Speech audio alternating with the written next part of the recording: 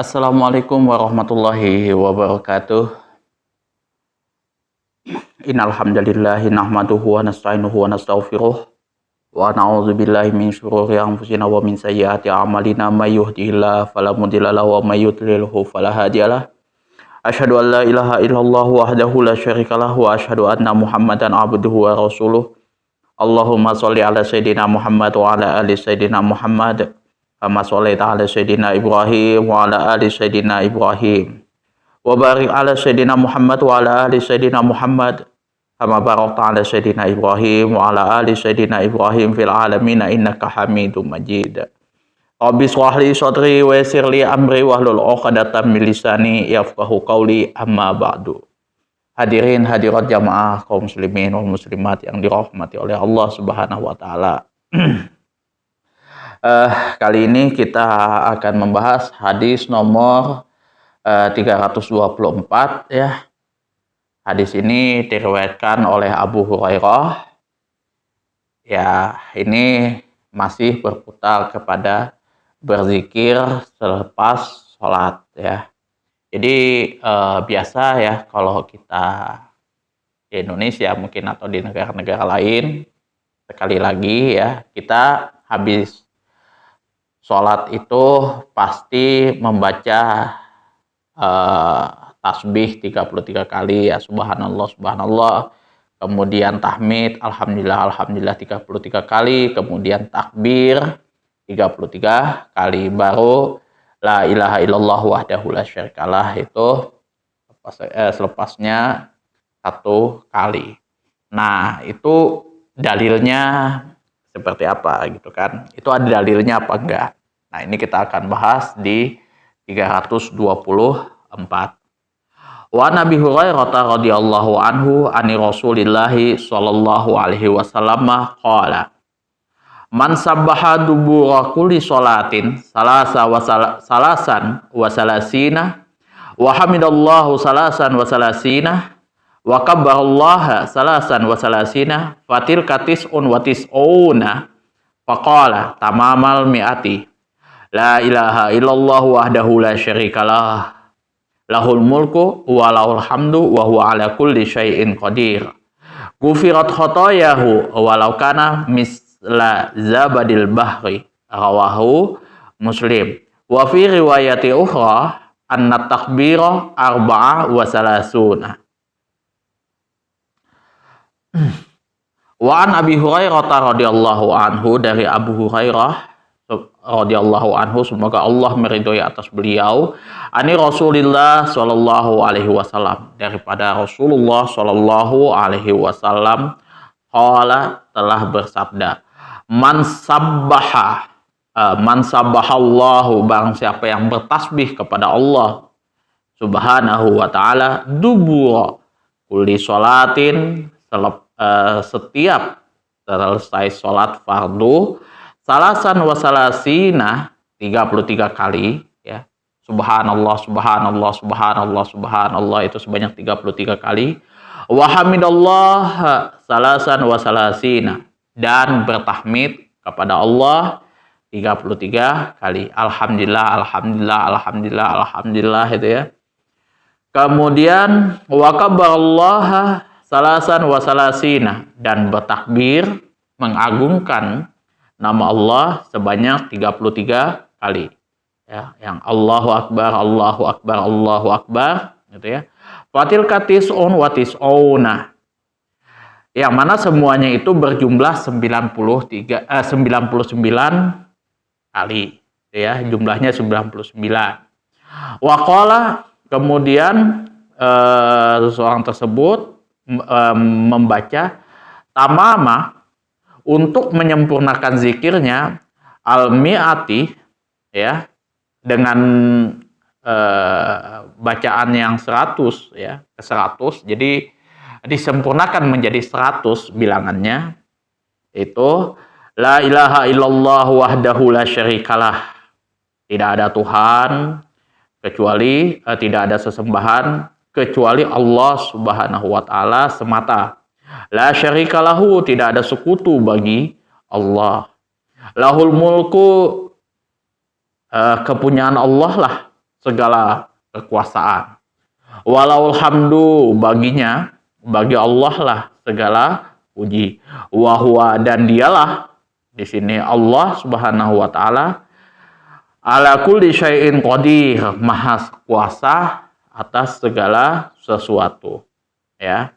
Jadi digenapkan menjadi la ilaha illallah wahdahu la syarikalah lahul mulku wa lahul hamdu wa huwa ala kulli syai'in qadir. Nah, jadi kalau orang yang membaca tasbih 33 kali, kemudian tahmid 33 kali, kemudian takbir 33 kali ditambah dengan bacaan yang ke-100 dengan la ilaha illallah wahdahu la syarikalah lahul mulku wa lahul hamdu wa huwa ala kulli syai'in qadir, apa yang terjadi ya? Maka ghufirat khotoyahu, maka Allah akan mengampuni semua dosanya. Walau kana misla zabadil bahri, sekalipun dosa yang dia telah lakukan seperti sebanyak buih di lautan. Hadis ini sahih diriwayatkan oleh Imam Muslim. Wa fi riwayatil ukhra, dan menurut riwayat yang lain, anna takbira sesungguhnya disebutkan bahwa takbir tersebut diucapkan sebanyak 34 kali, ya. Diucapkan sebanyak 34 kali. Itu ada riwayat yang lain. Tuh ya. Nah, kemudian kita coba bahas makna keseluruhannya seperti apa ya. Pengatengahan hadis ini mempunyai latar belakang bahwa kalangan hartawan kaum muslimin hidup dengan penuh kenikmatan dan kesejahteraan. Yang mana orang kaya-kaya ini ya, para hartawan itu ya, katakanlah misal seperti Utsman bin Affan, kemudian Muawiyah, kemudian siapa lagi? Banyaklah sahabat-sahabat Rasulullah yang kaya ini mendapat pahala dari amal sedekah mereka. Jadi kalau orang kaya ini ya, hartawan-hartawan ini baik zaman sahabat mau sampai sekarang ini, mereka ada pahala tambahan yaitu zakat dan sedekah mereka itu. Hal tersebut membuat kalangan kaum fakir miskin merasa keberatan.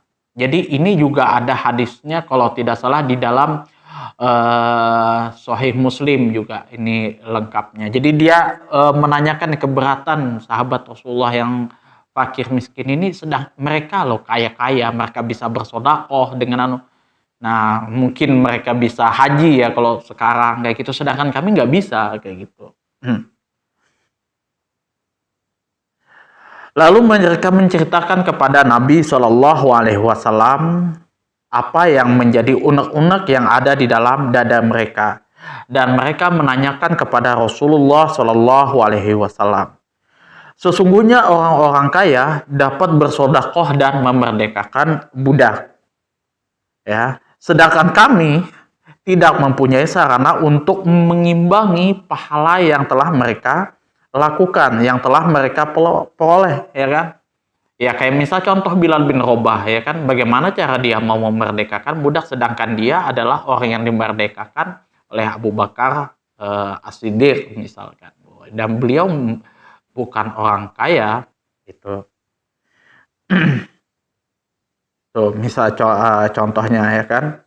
Maka Rasulullah SAW memberitahukan kepada mereka apabila mereka melestarikan bacaan tasbih, tahmid dan takbir serta tahlil setiap habis sholat fardu, niscaya mereka akan mendapat pahala yang sama dengan orang yang mensedekahkan hartanya.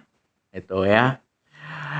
Tiada pun seseorang yang lebih utama daripada mereka kecuali yang berbuat amal serupa. Dosa-dosa mereka diampuni betapapun besarnya ya. Dan kemurahan Allah maha luas. Dan Allah lah Maha Pengampun lagi Maha Penyayang. Ya, kalau sekelas ya contoh Firaun aja Allah siapkan paket ini ya ampunan Allah berupa Ghafur Rahim lah, apalagi toh kita kayak gitu kan, kalau misalkan Firaun tersebut bertaubat ya kan. Pada intinya toh tidak, gitu kan, sudah telat.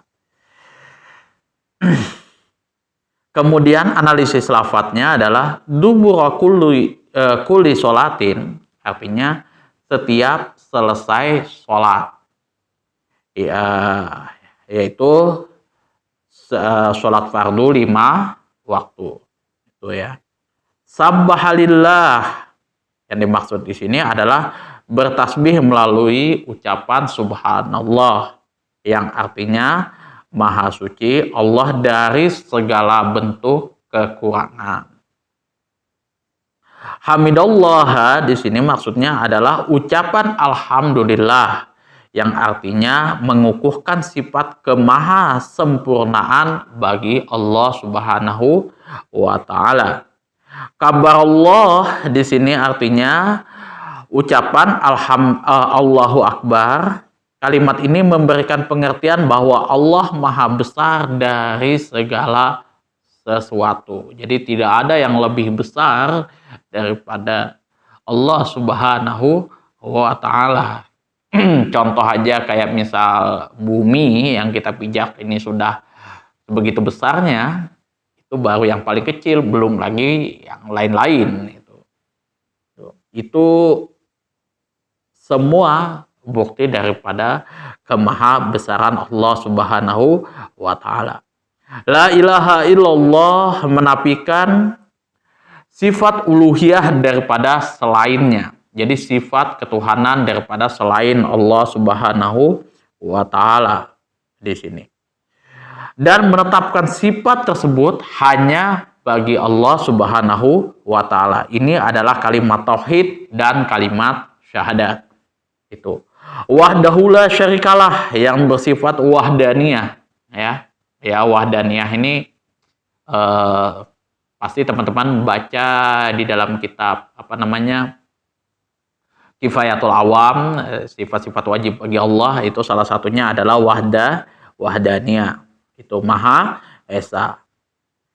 Allah Subhanahu wa taala tidak ada yang menyekutuinya dalam zat, perbuatan, sifat-sifatnya, baik menurut akal maupun dalil ataupun menurut dalil nakli ya. Ada dalil akli dan dalil nakli ya. Kalau akal itu, akli itu ya akal pikiran ya kan. Misal contoh aja bumi, kan siapa yang menciptakan kalau bukan Allah Subhanahu wa taala? Emang ada saingannya kayak gitu kan. Kemudian manusia yang sudah sesempurna ini gerakannya apa segala macam ya kan, ada yang bisa goyang papi culo, sedangkan ya kalau misalkan lain daripada itu nggak bisa. Robot secanggih apapun masih kalah dengan belum ada apa-apanya dengan ciptaan Allah Subhanahu wa taala. Kita contoh aja lah, misalkan kalau manusia itu bisa riset, kemudian dia bisa mendelete bila ada pikiran-pikiran apa, bila memori pikirannya sudah penuh kayak gitu kan, sudah stres kayak gitu, dia bisa ngedelete sendiri. Tapi kalau misal komputer, hard disk dan lain sebagainya, bahkan yang AI secanggih apapun itu ya nggak bisa, dia mesti harus dibantu oleh manusia. Bahkan ya penciptaannya itu ya tetap dia bergantung dengan manusia. Ada errornya juga. Kalau Allah Subhanahu wa taala nggak ada cacat sedikit pun dalam ciptaan Allah Subhanahu wa taala. Itu akal. Secara nakli itu adanya di dalam Al-Quran dan hadis secara nas. Lahul mulku, baginya kekuasaan yang mutlak dan pengaturan yang menyeluruh, baik dalam bentuk perintah ataupun larangan sesuai dengan apa yang dikehendaki oleh keinginannya. Itu ya. Jadi kalau Allah mau berbuat apapun, memerintahkan apapun, itu ya itu sudah hak prerogatif Allah Subhanahu wa taala. Manusia nggak bisa menjangkau itu ya. Kenapa Allah memerintahkan kita sholat 5 waktu? Kemudian kenapa Allah misal eh, apalagi menetapkan zakat itu berapa gitu, ada batasannya apa segala macam. Itu semua ya hanya bisa dicerna sedikit saja oleh manusia kayak gitu. Lebih-lebihnya nggak bisa ya. Makanya kan ulama itu menetapkan ada ibadah yang memang bisa ditangkap oleh akal dan ada ibadah yang memang tidak bisa ditangkap oleh, yang tidak bisa dicerna oleh akal gitu. Itu semua adalah kekuasaan mutlak dan pengaturan yang menyeluruh itu oleh Allah Subhanahu wa taala. Ya kalau bahasa kita itu suka-sukanya Allah, seperti itu simpelnya.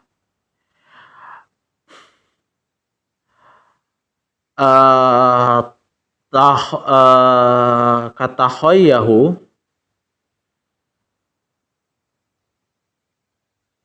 ini apa ya?